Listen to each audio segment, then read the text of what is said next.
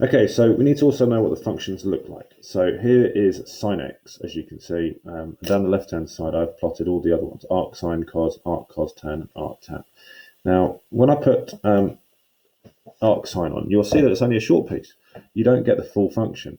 That's because, if you remember, we were talking about functions a while back, and you can only have one y value for every x value for a function.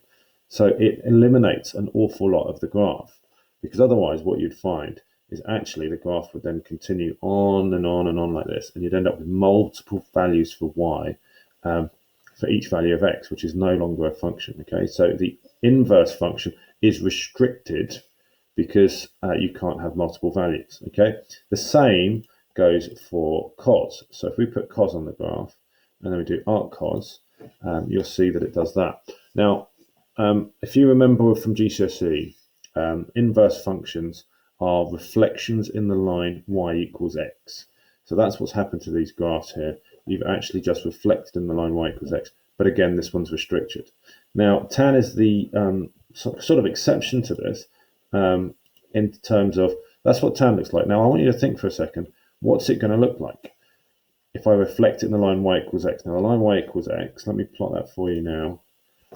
Y equals x. So that's that line there, okay?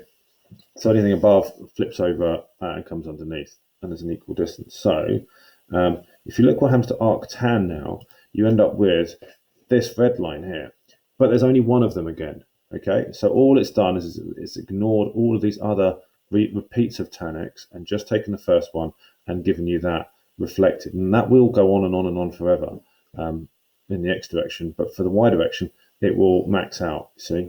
There's no second or third or fourth repeat of the arc tan for the same reasons. You can't have multiple functions.